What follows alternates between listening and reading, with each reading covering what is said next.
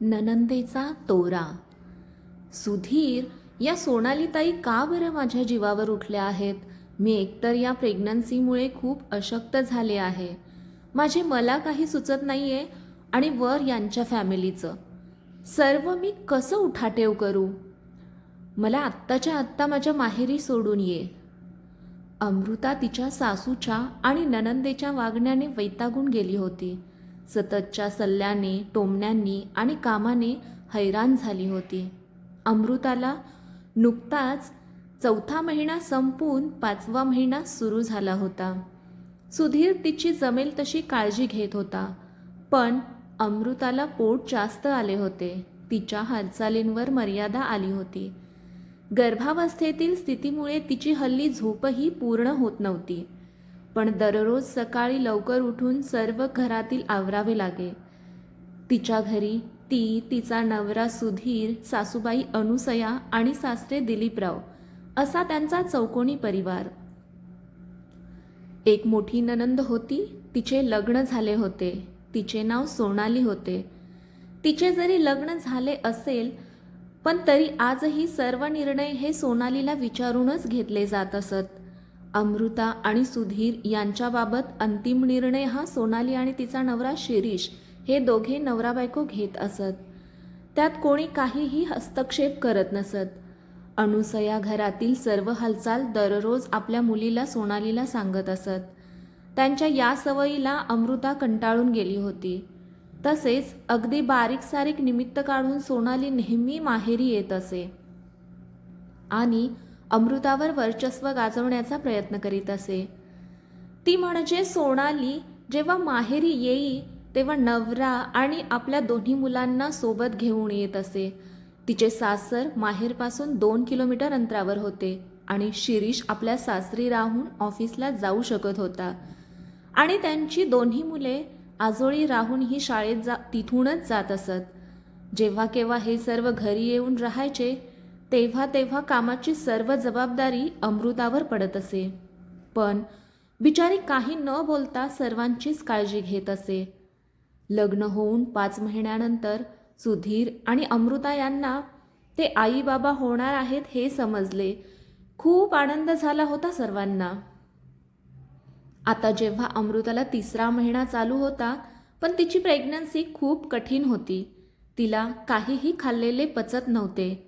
अगदी पाणी प्यायली तरी ते पचत नव्हते. प्रत्येक पदार्थाचा वास यायचा. कोणत्याही भाजीला फोडणी दिली तर मळमळायला लागायचे. स्वतः केलेले जेवण खायची इच्छा व्हायची नाही. तिला काहीतरी चटपटी बाहेरचे खायची इच्छा व्हायची. हे तिने सुधीरला सांगितले. तेव्हा सुधीर तिला दररोज ऑफिसमधून आला की आवरायला सांगायचा आणि बाहेर घेऊन जायचा. दोघे मनसोक्त फिरायचे. बाहेरच्या चटपटीत स्नॅक्सचा आनंद घ्यायचे. हे सासू अनुसया यांना आवडायचे नाही. तेव्हा सासूबाई अनुसया म्हणायच्या, काय बाई हे विचित्र डोहाळे, म्हणायचे. नुसता खर्च करायचा आणि त्यानिमित्ताने बाहेर फिरायला जायचे. आम्हाला सगळे कळते ही तुमची नाटकं. सुधीरने आपल्या आईवडिलांना उत्तर भारत फिरण्यासाठी 15 दिवसांचे पॅकेज 3 महिन्या अगोदरच बुक केले होते. म्हणून आता त्या दोघांना निघावे लागणार होते. जाण्यासाठी 1 आठवडा बाकी होता. अनुसया विचार करत होत्या की आम्ही जर गेलो तर अमृता आणि सुधीर कसेही मनमर्जीनुसार वागतील. त्यापेक्षा आपल्या मुलीला आणि जावई नातवंडांना इकडे बोलावून घ्यावे, म्हणजे यांच्या बेताल वागण्यावर वचक राहील.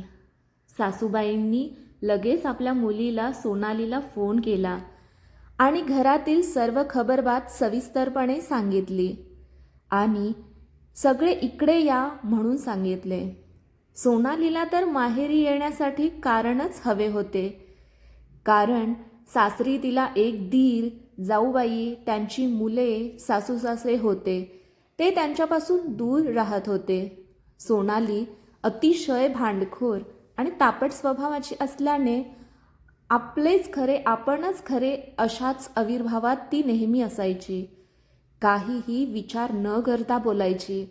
सर्वांना उलट उसुलट उत्तर द्यायची, गरज नसताना खरेदी करून उधळपट्टी करायची. हे तिच्या सासरच्यांना आवडत नव्हते. यावरून काही कोणी बोलले तर प्रचंड गोंधळ घालून माहेरी निघून यायची. पोलीस केस करण्याची धमकी द्यायची. घरातील एकाही कामाला हात लावायची नाही.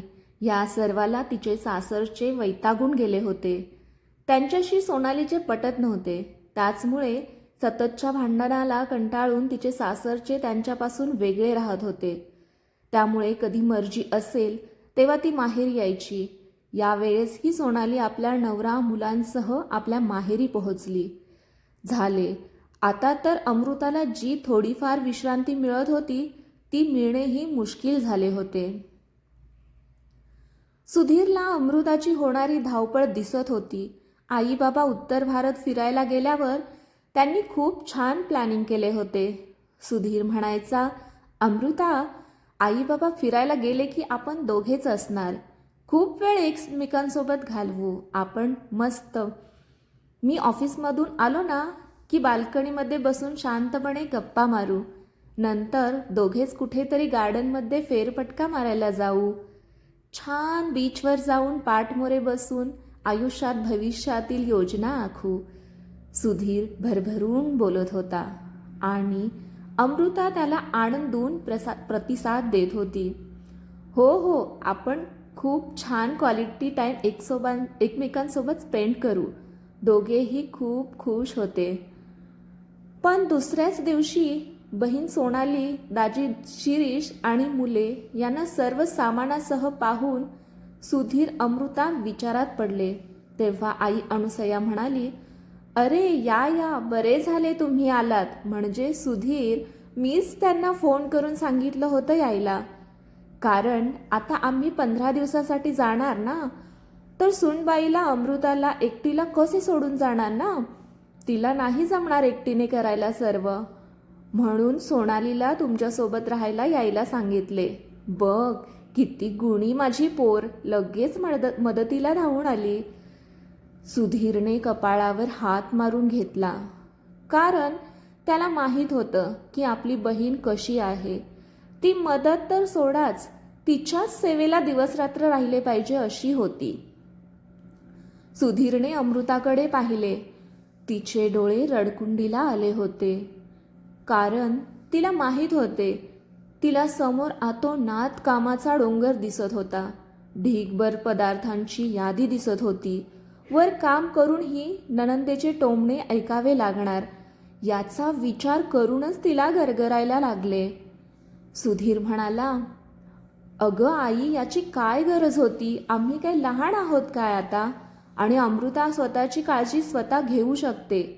आई लगेच म्हणाली, का रे, माझी मुलगी इथे आलेली तुला खपत नाही काय. तू तर लगेच बायकोचा गुलाम होतोस. जसे ती म्हणेल तसेच वागायला.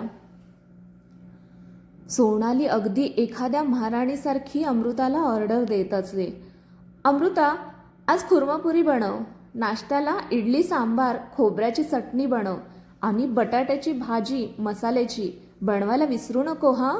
तुझ्या शिरीष दादाला फार आवडते, नक्की कर हो. इतक्या सर्व ऑर्डर देऊन एका कामाला हात लावत नसे. अमृताचा जीव सोनाली माहेरी आली की अगदी मेटाकुटीला येत असे. झाले, अमृताचा दिवस असा कामात निघून जायचा. डॉक्टरांनी दिलेल्या औषधामुळे उलटीचा त्रास थोडाफार कमी झाला असला तरी ज्यावेळी तिला विश्रांतीची गरज होती त्यावेळी तिची खूप धावपळ सुरू होती. अगं अमृता, सकाळी मुलांच्या आवरून त्यांना स्कूलला पाठवशील का. माझा ना सकाळी लवकर डोळाच उघडत नाही. सोनालीने अमृताकडे पाहत म्हटले. इतक्यात अनुसया म्हणाल्या, काय झाले करायला, करेल ती. फक्त त्यांना उठवून अंघोळच तर घालायची असते, टिफिन पॅक करून कपडे घालायचे असतात, इतकेच ना. करेल ती. तशीही गरोदरपणात शरीराची जितकी हालचाल होईल तितकी चांगलीच आहे. काय ग सुनबाई, करशील ना. अमृताने त्यांच्याकडे पाहिले आणि नाइलाजाने म्हणाली, हो करेन ना. त्या दिवशी अनुसया म्हणाल्या, आज माझी लेक आलीये. तर काहीतरी स्पेशल कर जेवायला. काय ग सोनाली बाळा, तुला काय हवंय आज जेवणामध्ये? आम्ही जायच्या अगोदर सांग काय ते. नंतर आमच्या मागे काय माहीत काय हाल असेल. त्यावर सोनाली म्हणाली, अगं आई, पुरणपोळी आणि कटाची आमटी, मसाले भात, भजी बरेच दिवस खाल्ले नाहीये. चल याचाच बेत करायला सांगूया. हे ऐकून अमृताच्या छातीत धस्स झाले, कारण इतका पुरणपोळीचा स्वयंपाक या अवस्थेत करणं तिच्यासाठी खूप मुश्किल गोष्ट होती. बाजूच्या सोफ्यावर बसून सासरे दिलीपराव चहा घेत होते. ते हे सर्व ऐकत होते. ते म्हणाले, सोनाली, सुनबाईला उलट्यांचा त्रास होत होता. आत्ता कुठे ती बरी आहे, शिवाय अशक्त झाली आहे. तिच्या या अवस्थेत तिला असे राबवून घेणे योग्य वाटते का? तुला जर काही हवे असेल तर तुझी तू स्वतः बनवून घे, काही हरकत नाही. बघूया तुझ्या हातची चव. नेहमी तर अमृताच्या हातची खातच असतो. यावर अणुसया म्हणाल्या, काय सोनाली करेल? ती आता आलीये, दमले, माहेरी आलीये. तिला आराम करायला सांगायचे सोडून तिलाच काम करायला सांगताय. कसे वडील आहात काय माहीत. माहेरी आलेल्या मुलीला आराम करायला सांगायचे सोडून कामे सांगत आहात तुम्ही. कमाल आहे तुमची. जा सोनाली, तू आराम कर. यावर दिलीपराव म्हणाले, मलाही माहीत आहे ते, पण सोनाली काय नेहमी माहेरीच असते. त्यात नवीन असे किंवा अप्रूप वाटण्यासारखे काहीच नाही. जरा सुनबाईकडे पहा, तिची अवस्था लक्षात घेऊन वागा. अणुसया यांना दिलीपरावांचे बोलणे ऐकून खूप राग येतो. त्या म्हणतात, तुम्ही शांत बसा. आमच्या बायकांच्या बाबतीत मध्ये पडण्याची किंवा बोलण्याची काहीच गरज नाहीये. दिलीपराव उपहासात्मक मान हलवतात आणि यांना बोलून आणि समजावून काही उपयोग नाही म्हणून बाहेर निघून जातात. थोड्या वेळाने सुधीर घरी आला. अमृताने झाला प्रकार त्याला सांगितला आणि म्हणाली, हे बघ सुधीर, इतकं सारं काम करण्याची माझी कपॅसिटी नाही. त्यापेक्षा मी 15 दिवस माहेरी जाते विश्रांतीसाठी. सोनालीताई आहेत तोपर्यंत त्या करतीलच मी नसताना. म्हणजे तुमच्या जेवणाचा पण प्रश्न मिटला. सुधीरला सोनालीचे म्हणणे पटले. तो बाहेर आला आणि म्हणाला, आई बाबा, अमृता माहेरी जाणार आहे 15 दिवस. तुम्ही ट्रीपवरून परत येईपर्यंत मी तिला सोडून येईन. तिलाही डॉक्टरांनी विश्रांती घ्यायला सांगितली आहे, तर उद्या सकाळी जाईल ती. तिथे जवळ बसलेल्या सोनालीने हे सर्व ऐकले आणि म्हणाली, काही गरज नाहीये अमृताला माहेरी जायची. आम्ही आल्यानंतर बरे तिला माहेरी जायची सुचते. आणि कामाचं म्हणाल तर प्रेग्नन्सीमध्ये हातापायांची हालचाल झालीच पाहिजे. तिकडे माहेरी गेली तर झोपून राहील आणि बाळावर परिणाम होईल. त्यापेक्षा इथेच राहील ती. त्यावर सुधीर म्हणाला, अगं ताई, घरातील कामे करणे वेगळे आणि प्रेग्नन्सीमधील व्यायाम वेगळा. यावर सोनाली चिडली आणि म्हणाली, म्हणजे काय? मी काय म्हणते ते चूक आणि तुझी बायको तेवढी बरोबर. आम्हाला काही मुले झालीच नाहीत की काय? सगळे माहीत आहे मला. तुमच्यापेक्षा जास्त अनुभव आहे साऱ्याचा. तिला आम्ही आलेलो ते डोळ्यात खुपते ना. हे ऐकून सुधीर संभ्रमात पडला आणि म्हणाला, असे नाही ताई, तुझा काहीतरी गैरसमज होतोय. मला तसे नव्हते म्हणायचे होते. फक्त डॉक्टरांनी तिला विश्रांती घ्यायला सांगितली आहे म्हणून. सुधीरचे बोलणे पूर्ण होते ना होते तोच अणुसया म्हणाल्या की, म्हणजे काय म्हणायचे आहे तुम्हाला? आम्ही तिला कामाला झुंपले आहे की काय? की ते होणारे बाळ आमची कुणी लागतच नाही? कमाल झाली. आम्हाला काही मुले झालीच नाहीत की काय? आम्ही 15 दिवस बाहेर चाललो तर घर सांभाळायचे होत नाही. जबाबदारी झटकायची, दुसरं काय? या हल्लीच्या मुलींना तर काही काम करायला नको की कोणती जबाबदारी उचलायला नको. आम्ही जिवंत आहोत तरी माझ्या मुलीला डावलून चालली आहे. आमच्या पश्चात काय करतील कोण जाणे. कसा विश्वास करावा यांच्यावर? एकच नणंद आहे, तिचे पण करायला नको. ती आलेली बघवत नाही या लोकांना. सुधीर म्हणतो, अगं आई, आता तिची तब्येत बरी नाही म्हणून, बाकी काही नाही. नेहमी करतेस ना काहीही तक्रार न करता. सोनाली रागाने म्हणते, बाकी काही नाही, तब्येतीचे फक्त कारण आहे. खरं तर आम्ही चौघे तिच्या डोळ्यात खूपत असेल आणि तूही बायकोचा बैल, ती काय सांगेल तसेच वागणार. आमची काही किंमत आहे की नाही या घरात? नंतर आलेल्या बायकोसाठी तू माझ्याशी भांडतो आहे. ते काही नाही, ती कुठेही जाणार नाही. शेवटी सुधीर ठीक आहे म्हणतो आणि निघून जातो. यापुढे काहीही बोलणे म्हणजे पालथ्या घड्यावर पाणी ओतल्यासारखे होते, अर्थहीन. त्यामुळे तो तिथून निघून गेला. पण अमृताला मात्र फारच टेन्शन आले होते. आता काय करावे हेच तिला समजेना. विचारात मग्न असतानाच तिला सोनालीची हाक ऐकू येते, अमृता, ए अमृता, कुठे तोंड खुपसून बसली आहेस? बाहेर ये.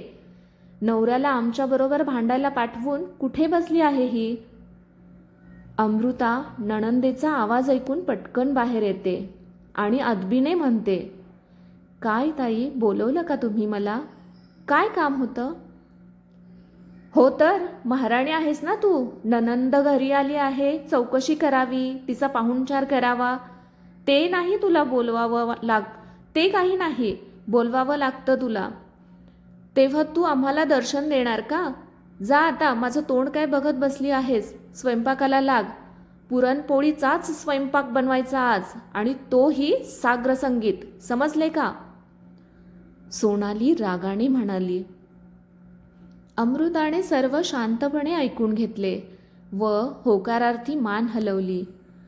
ठीक आहे, असे हळुवारपणे म्हणून किचनमध्ये निघून गेली. तिचे डोळे पाण्याने भरून आले होते. काळीज फुटून फुटून ओरडत आहे असे तिला भासत होते. आपल्या आईची तिला खूप आठवण येत होती. माहेरी जाऊन आईच्या कुशीत शिरावे आणि झोपून जावे असे तिला वाटत होते, पण ती काही करू शकत नव्हती. सासू आणि नणंदेच्या पुढे हतबल झाली होती. पण आता बसून चालणार नव्हते, कारण वेळेवर जेवण तयार केले नाही तर वरून बोलणी खावी लागली असती. म्हणून तिने पटकन जेवण बनवायला सुरुवात केली. डाळ स्वच्छ धुवून कुकर लावला. एकीकडे कणिक भिजवून ठेवली. भजी करण्यासाठी पीठ भिजवून ठेवले. पुलाव बनवला. गोड खीर बनवली. भाजी फोडणीला टाकून कटाच्या आमटीचा मसाला बनवायला घेतला व त्याची सर्व सामग्री एका ताटात काढून ठेवली. पापड, कुरडई वगैरे तळून एका डब्यात भरून ठेवले आणि त्याच तेलात पटकन भजी तळून घेतली. मधूनच बाहेरून फरमाईशी यायच्या, चहा बनव, पाणी दे, हे ठेव, ते कुठे आहे, शोधून दे. भाचे मंडळी, मामी हे खायला द्या, तेच करा, काय काय नी काय काय. अमृताचा जीव अगदी मेटाकुटीला आला होता. आता तिने पुरण बारीक करायला घेतले होते. पुरण करून झाल्यावर तिला डोके जड झाल्यासारखे वाटत होते. तिने थोडा चहा प्यायला आणि बनवलेल्या भज्यांमधून 2 भजी प्लेटमध्ये घेऊन खाल्ली. आताशे 6 वाजलेत.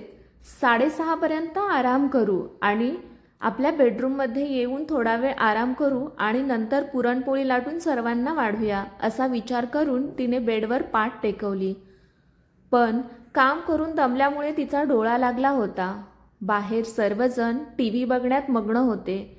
साधारण 7च्या सुमारास पाणी हवंय म्हणून सोनालीने अमृताला हाक मारली तर काहीच रिस्पॉन्स आला नाही. तेव्हा सुधीरने सावरत म्हणाले की ती आत्ताच वरती गेली आहे, थांब मी तिला बोलावून आणतो. तुला काय हवं आहे का? सोनाली टीव्हीकडे पाहतच हो, मला पाणी पाहिजे म्हणाली.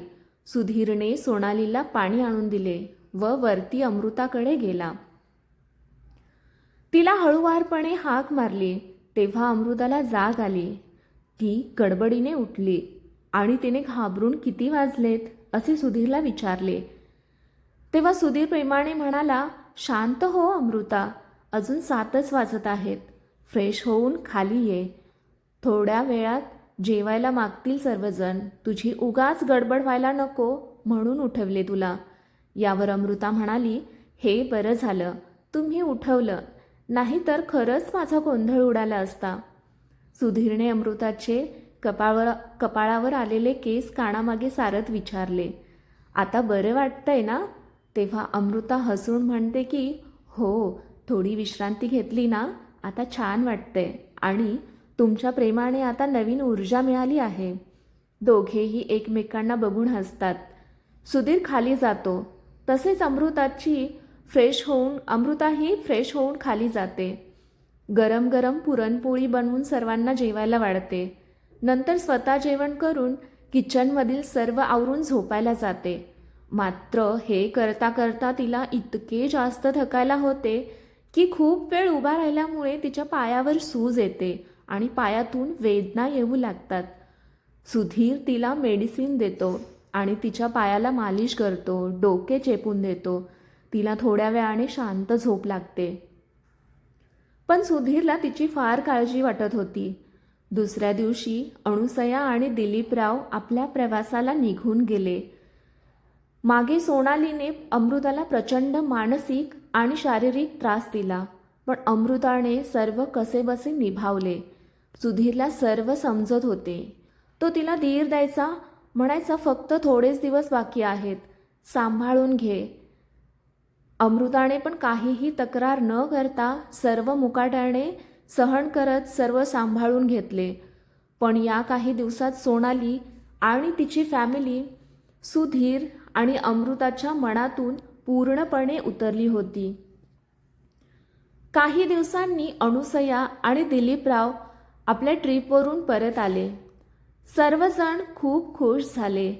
त्यांनी येताना सर्वांसाठी खाऊ आणि भेटवस्तू आणल्या होत्या. त्या सर्वांना दिल्या. अणुसया यांनी अमृताला आवाज दिला आणि आणलेला खाऊ सर्वांना खायला प्लेट तयार करायला सांगितले. त्यानुसार अमृताने सर्वांच्या प्लेट तयार करून प्रत्येकाला दिल्या. शिरीषला जेव्हा अमृता प्लेट द्यायला गेली तेव्हा मुद्दाम त्याने प्लेट खाली पाडली आणि असे भासवले की अमृताने ती पाडली आहे. त्याला असे दाखवून द्यायचे होते की आपण इथे राहिलो आहे हे अमृताला आवडलेले नाही, पण त्याला इकडेच आणखी काही दिवस राहायचे होते, कारण त्याचा काहीच खर्च होत नव्हता. सर्व पगार आहे तसा शिल्लक राहायचा. शिवाय अमृताच्या हाताचे चविष्ट जेवण, सकाळी नाश्ता, दुपारी जेवण, संध्याकाळी नाश्ता, रात्रीचे जेवण अगदी बरोबर वेळेवर मिळत होते. सोनालीकडून तर हे या जन्मात शक्य नव्हते आणि मुलांना सांभाळायला अमृताच्या स्वरूपात एक नोकरच मिळाला होता त्यांना. शिरीष, सोनाली आणि त्यांच्या मुलांचे तर अगदी राजेशाही थाटच चालला होता. मग त्यांना कसे जावे वाटेल. पण अमृता या सर्वांचे करून करून पूर्णपणे थकून गेली होती. अमृताचा चेहरा कोमेजून गेला होता. शिरीषने सोनालीला आदल्या दिवशी आपण आई बाबा आल्यानंतर 15 दिवस थांबायला हवं असं सांगितले होते. ते नसताना थांबलो आणि ते आल्यानंतर जाणे हे बरोबर दिसणार नाही. आईबाबांना हे आवडणार नाही असे सोनालीच्या मनात भरविले. सोनालीला पण तेच पाहिजे होते. झाले. मग तुटलेल्या प्लेटच्या काचा अमृताने साफ करून दुसरी प्लेट शिरीषला आणून दिली. अणुसया अमृतावर खूप ओरडल्या. एक काम नीट करता येत नाही.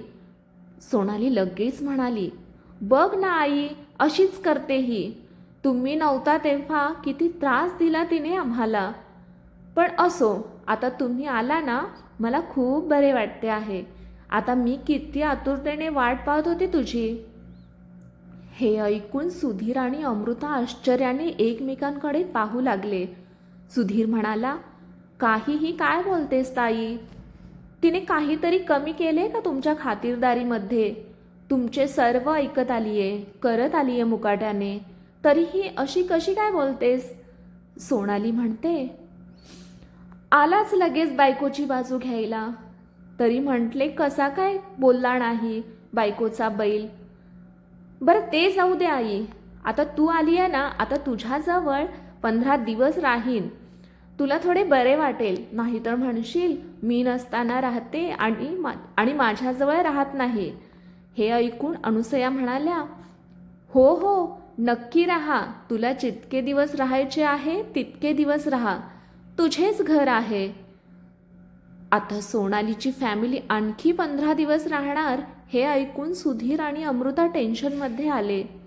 त्यांचे 15 दिवस म्हणजे महिने धरून चालायचे हे नक्की. पण आता 8 जणांच्या कुटुंबाचा पूर्ण भार, कामाची संपूर्ण जबाबदारी आपोआप फक्त आणि फक्त अमृतावर येणार होती, जी सध्या ही जबाबदारी पार पाडण्यासाठी शारीरिक आणि मानसिकदृष्ट्या कमकुवत होती. पण हे सगळे कुणालाच बघायचे नव्हते. सुधीर आणि दिलीपराव यांच्याखेरीज तिची अवस्था कुणालाच समजून घ्यायची इच्छा नव्हती. सर्वजण हे तिचे कर्तव्यच आहे असे मानत होते. थोड्या वेळाने अमृताने सर्वांसाठी चहा बनविला. तो सर्वांना देत होती. तोच अनुसया म्हणाल्या की माझ्या बॅगेतील सर्व कपडे काढून धुवायला घे. अमृता ठीक आहे म्हणून कपडे घ्यायला निघून गेली. तिने सर्व कपडे धुण्यासाठी गेली. इतके कपडे बघून सुधीर म्हणाला, आज थोडे उद्या थोडे असे करत थोडे थोडे धुवून टाक. जर आईने वॉशिंग मशीनमध्ये धुवायला टाकायचे नाहीत असे सांगितले असेल तर. पण एकदम सगळे कपडे एकाच वेळी धुवू नकोस. हे सर्व सोनाली ऐकत होती. तिने मुद्दाम सर्व कपडे ओल्या जागी टाकले, जेणेकरून ते कपडे आजच धुवावे लागतील. आता मात्र अमृताला खूप राग आला. एकतर मदत करायची नाही आणि असे काहीतरी करायचे. अमृता म्हणाली, असे का करताय तुम्ही ताई? आज एकाच वेळी सर्व कपडे धुणे शक्य नाही. रोज थोडे थोडे कपडे धुवायचे होते. तुम्ही सर्वच कपडे ओलीत टाकून दिले. तुम्ही मदत करणार आहात काय कपडे धुवायला? मला तर एकटीला हे जमणार नाही. अमृताला राग आला होता, पण शक्य तितक्या सौम्य आवाजात तिने सोनालीला सांगितले. हे अमृताच्या तोंडून ऐकून सोनाली प्रचंड संतापली व अमृतावर जोरजोराने ओरडू लागली. तिचा आवाज ऐकून सर्व बाहेर आले. सुधीरला पाहून अमृताला रडायला आले. झालेले सर्व तिने सुधीरला सांगायला सुरुवात केली. हे बघून सोनालीने तिचे दोन्ही हात जोरात मुरगळून मागे दाबले आणि दाट ओठ खात म्हणाली, तुझी इतकी हिंमत की तू माझ्याशी वाद घालतेस, मला उलटसुलट उत्तर देतेस. मला काम सांगायची तुझी हिंमत कशी झाली? असे म्हणत दुसऱ्या हाताने अमृताला जोरदार सपासप मुस्काटात मारल्या. हे पाहून सुधीर पुढे आला. त्याने सोनालीचा हात पकडला आणि रागाने म्हणाला, पुरे झाले ताई, मी खूप वेळा पाहिले आहे, पण आता जरा अतिच करत आहेस तू. मी हे सगळे इथून पुढे कदापि सहन करणार नाही. सुधीरचे डोळे आग ओकत होते. तो आईला म्हणाला, आई आत्ताच्या आत्ता ताईला इथून जायला सांग, नाहीतर मी तरी अमृताला घेऊन जाईन. यावर आई म्हणाली, सोनाली कुठेही जाणार नाही. मग सुधीर म्हणाला, ठीक आहे, मग मीच जातो. अमृता चल, आपल्याला निघायचे आहे, आत्ताच्या आत्ता बॅग भरायला घेऊया. असे म्हणत दोघेही तिथून रागाने निघून गेले आणि भाड्याने रूम घेऊन राहू लागले. आता अमृता थोडी शांत राहू लागली. स्वतःची व्यवस्थित काळजी घ्यायला तिला वेळ मिळू लागला. सुधीरचेही तिच्याकडे लक्ष होते. इकडे अमृता निघून आल्यावर घराची अवस्था दयनीय झाली. सोनाली काही काम करायची नाही. सर्व भार अनुसया यांच्यावर आला. त्यांना आता आपल्या सुनेची किंमत कळून चुकली होती. सोनाली आईसोबत भांडण करून निघून गेली. अनुसया यांना गुडघेदुखीमुळे काही जमेना, मुलगीही विचारेना. आपल्या मुलीच्या प्रेमाखातर त्यांनी आपल्या चांगल्या मुलाला आणि सुनेला गमावले होते याची त्यांना जाणीव झाली. इकडे व्यवस्थित काळजी घेतल्याने, व्यायाम केल्याने, योग्य विश्रांती आणि योग्य आहार घेतल्याने अमृताने एका सदृढ मुलाला जन्म दिला, तेही नॉर्मल. सुधीर आणि अमृता दोघेही खूप खुश झाले होते. अमृताचे आई बाबा त्यांच्या मदतीला धावून आले. अमृता आणि सुधीरने दिलीपराव आणि अनुसया यांना ही बातमी देण्यासाठी फोन केला. अनुसया यांनी सर्व हकीकत सुधीर आणि अमृताला सांगितली आणि दोघांचीही माफी मागितली. तसेच घरी येण्यासाठी सांगितले. आता तुम्ही वेगळे राहू नका, मी चुकले. सुधीर आणि अमृताही घरी यायला लगेच तयार झाले. अमृता 4 महिने माहेरी राहून घरी परतली आणि परत त्यांचा सोन्यासारखा संसार आईबाबांसोबत सुरू झाला. आता त्यात एका चिमुकल्याची भर पडली होती. घर अगदी बाललीलांनी आनंदाने भरून आले होते. आपल्याला जर ही कथा आवडली असेल तर लाईक करा, शेअर करा, चॅनेलला सबस्क्राईब करा. ही कथा ऐकल्याबद्दल आणि वाचल्याबद्दल आपले खूप खूप आभार.